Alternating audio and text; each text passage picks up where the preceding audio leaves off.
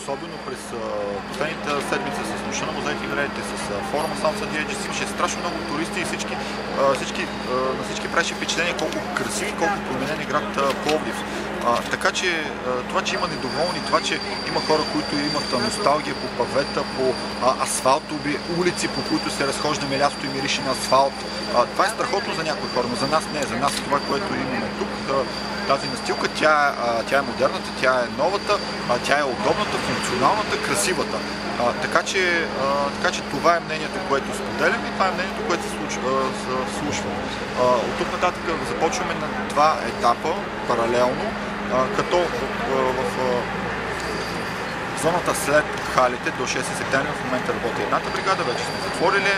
Не знам дали имахте възможност с нощи да видите вече как свети и осветлението, което е на пешеходно ниво. Прекрасно свети, имаше толкова много хора. Аз бях лично вчера тук около 8:30, за да наблюдавам как хората възприемат новата част на настилката.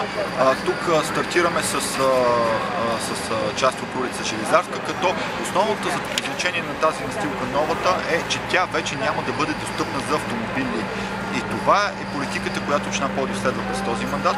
Разширяване на пешеходната зона, разширяване на пространствата, които са свободни за пешеходци, за туристи, за хора, които искат да се разхождат и да почувстват прекрасната атмосфера на нашия прекрасен град.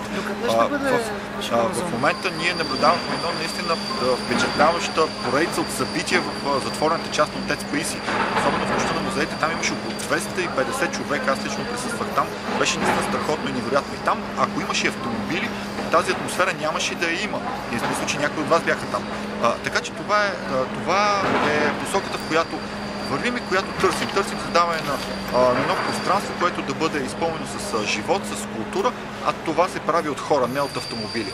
Тук стартираме в тази част, като Железарска ще бъде затворена пешеходна до завоят на улица на Сладкалните Бътърфлай, както е, трябва да кажа точно уличката, как се казва, до Яким Горев.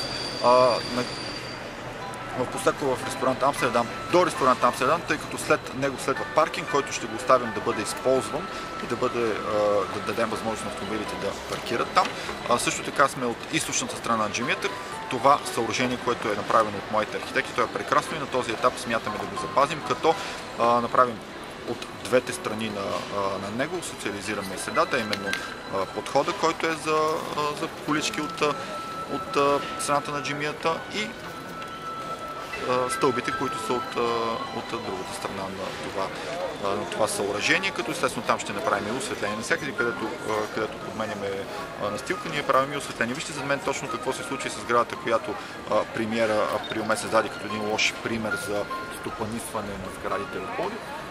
Много активно се работи, тук променяме цялата фасада с художествено осветление, включително и покривната конструкция се обновява и ще блести на слънцето със специален препарат ще се нанесе върху нея, като от всички страни на тази сграда тя ще бъде оправена. Така че това е новата политика в града.